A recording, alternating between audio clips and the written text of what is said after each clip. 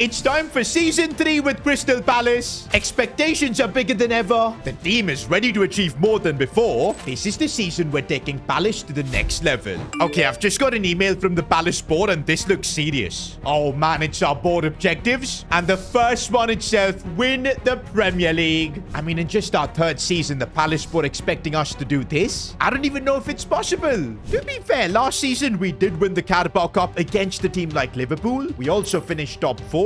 And if you look at the team we've built, there is a lot of world-class talent. Plus, if we can invest more money into this team, improve it, maybe, yeah, we can put up a fight for the title. But it's not just the Premier League we're going to have to worry about. Our second objective is to reach the Champions League quarterfinals. Yes, guys, last season we did qualify for Champions League, which means that this time around we're going to be competing on 2 fronts. And the board want us to perform well, and it's expected, guys. Champions League is a great way for the club to make more money. But yeah, to be able to compete in both competitions, we're gonna literally need to have the perfect transfer window. Also, our third objective is to get 4 wins against European giants. That means we need results in the Champions League against the likes of Barcelona, Bayern Munich, things that Palace have never done in their history before. But this is good for our fourth objective. The board wants us to break Palace's transfer record, spend £100 million on a single player. Do you know what? That kind of individual quality is maybe what this Palace team needs. And of course, our final objective is to continue supporting our youth academy talents by giving them 30 appearances. To be fair, I'm not too worried about that one. Jamie Barlow, whenever given the chance, always delivers. And even young Austin Wheatley at the back is an absolute unit. But what I am worried about is how on earth are we going to make that 100 million signing? Is the board going to back us with that kind of money? Well, not quite. Our budget is 89 million. Now, it is the biggest budget I think we've ever had. But we're not going to be breaking transfer records with this. But now, if you remember, last season we completed all our board objectives. And that's going to get us a 15 million bonus. And that is why for Season 3, we've got the budget to take Palace to the next level. 139 million. I have prayed for times like these. And now I can kind of see why the board wants us to push for the Premier League, push in the Champions League too. It's because they're backing us. We've got crazy money with which we can at least probably make like a couple of good signings for this team.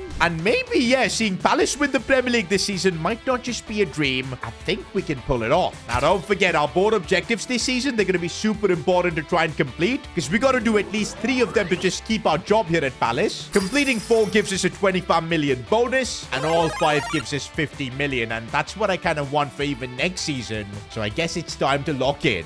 All right, boys. First thing we got to decide is where are we putting all that money? This is our team currently. The team that got us top 4 last year. The team that won the Carabao Cup. What could we possibly do to improve it? One thing I'm thinking of is maybe replacing Mateta. But of course, last season we had this conversation when Mateta wasn't performing. But he then started to deliver. And he's such a unique and different player that I kind of feel like, yeah, we need to keep him part of the side. I think Mateta is the guy to get us the Premier League trophy, boys. So I don't want to replace him. We've got Jamie Barlow in the ranks ready to come through as well. Again, in the cam position, Morgan Rogers is absolutely brilliant. On the right side, we've got Raksaki. Now, don't go by his 80 overall, man. Over the last couple of seasons, you've seen just how influential he can be. In fact, based on his performances from last season, you guys in the comments voted him as your player of this season. And that is in spite of the fact that he was injured for like a couple of months or so. He was that good. When the likes of Mateta, Rogers, Abdi and all weren't scoring, it was Raksaki who carried the team on his back, man. And of course, player of the season means that he's getting a playstyle plus, and I'm giving him finesse shot plus. I want to build up Raksaki to become an ultimate goal-scoring threat. Now, on the left side, though, with Abdi, this is where I think that maybe we can do a bit more. As good as Abdi has been, I know he scored the winner for us in the Carabao Cup final. He's 25, only 82 rated. Do we maybe look for an upgrade here? I mean, the board want us to splash the cash in 100 million plus signing, and if I'm spending that kind of money, I would rather have it in the attack. This could be an option.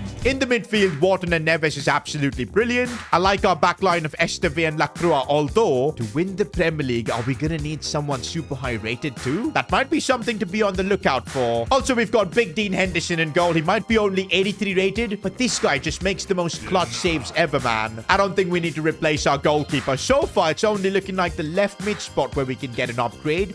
Leif Davis too has been absolutely unreal as well. Last episode, he literally became prime Roberto Carlos. He's, of course, your player of the episode from the last one. I'm giving him the bruiser playstyle to make his tackling even more insane. And that leaves us now with the right back spot where we do have Munoz, who is awesome, but he's 31. And I think, yes, to win the Premier League, it might be time to get a better player in there. Right back and left mid is what I'm looking to improve. Thankfully, none of our objectives force us to sell any of our players, which is great. So we can just focus on bringing in the best possible players for our team. But okay, guys, before we begin making new signings for the team, I think we've got a bit of a contract problem at the club. Big Dean Henderson's contract is expiring. Of course, we will give him a renewal, but man, it's an expensive, almost doubling his wages. I guess we'll also give new contracts to the likes of Tarek Mitchell, Franca as well, because he's backup. Rob Holding, probably not. I'd rather let his contract expire, but Munoz, now that's a big question. As I said before, getting a new right back this season, I think, is one of our more important goals. We do have Try Hume at the club, who is great to be backup, so we don't need Munoz for that role. I think, yeah, we are going to transfer list him. Might be the perfect time to sell him for the biggest value. He's 31.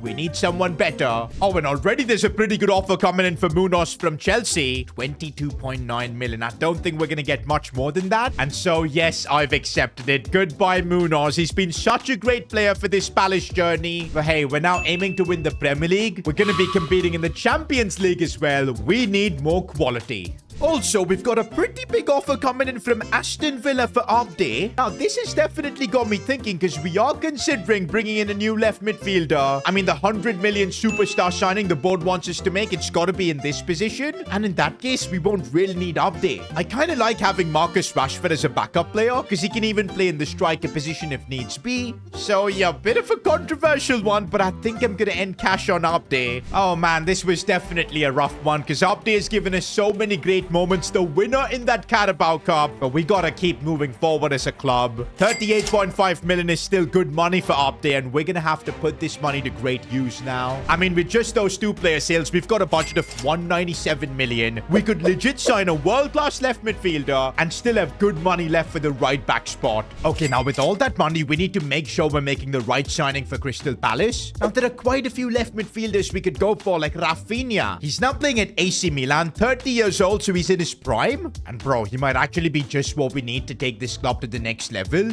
But what about bringing back one of Palace's most talented players in recent times, Michael Olise? The only thing holding me back from getting this deal done is the fact that we've got Raksaki on the right side. I don't want to change him from there. He's so good. So yes, we're not bringing back Olise.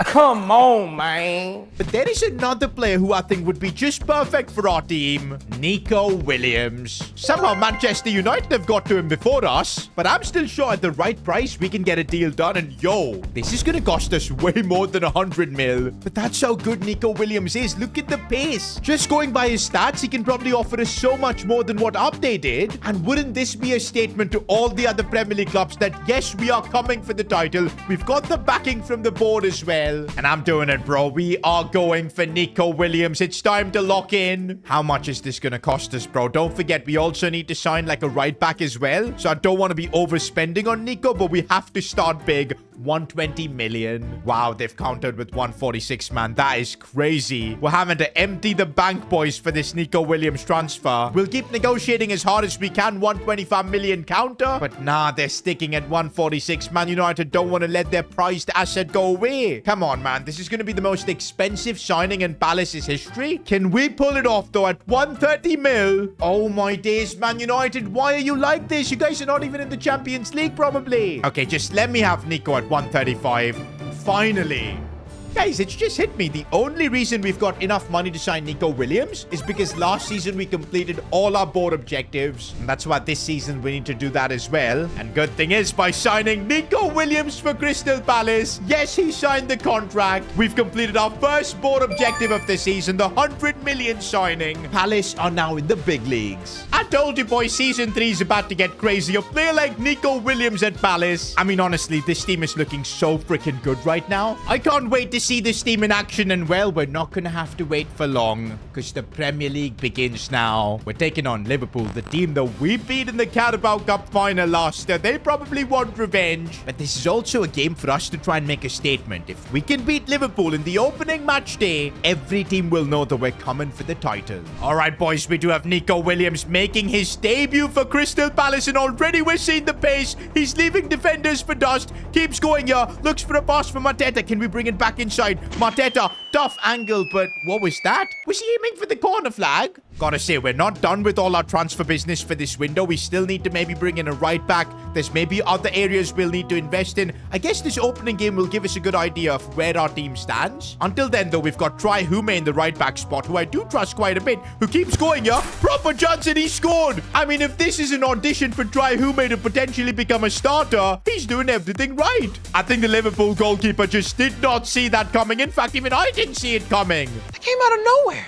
Liverpool coming at us now, and Cody Gakpo looks for the pass for Gyökeres, and fair enough. This is what we're up against, boys, in the Premier League. Winning the title is not going to be easy. This season, I kind of feel like I'm going to be scrutinizing our players a lot more because the stakes are that much higher. So far, I've not seen anything from Mateta up top. Raksaki, though, looks like he's starting from where he left off. Again, putting in a good shift so far as he tries to cut inside. Looking for a pass, maybe. Why is Mateta not making a run? It's all Raksaki alone then in that case. Gonna look for a ball. Oh, Mateta at the back post. That is perfect, and he scored. All that criticism for Mateta to just dunk a goal on my head. We'll take it. But you know what? That was all Raksaki. The way he created that chance kind of reminded me a bit of Lamine Yamal there. Oh, Liverpool coming at us again. Big Dean Henderson. You can always rely on him. Liverpool, though, are relentless. They keep coming after us. Esteve, though, at the back has been rock solid. Also, guys, I think it might be time for some substitutions. I'm going to bring on Marcus Rashford, but for Mateta, I feel like this might be a substitution we use quite often. Second half, maybe a bit of a pacey striker to play those balls in behind. This is exactly why I didn't sell Rashford, but I sold, of course, Update. I have a feeling this season the versatility of Rashford might end up just benefiting us quite a bit. I need to see more from Nico Williams as well. He's not had the best of games, but when he can use his pace like that,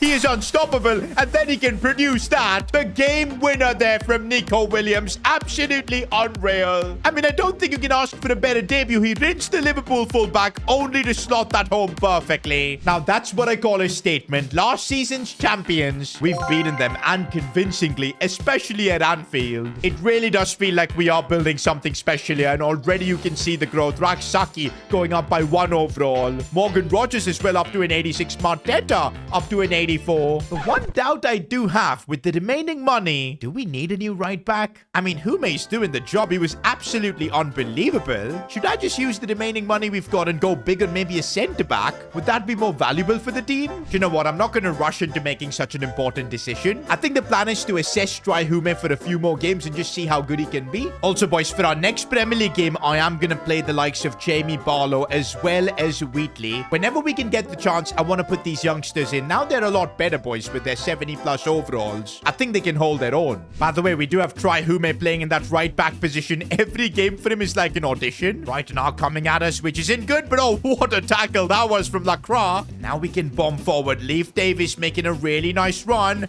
And if we can find someone in the box, there's Morgan Rogers. Back for Barlow, who gets the shot off. And this is what he does inside the box. One chance, one goal for young Barlow.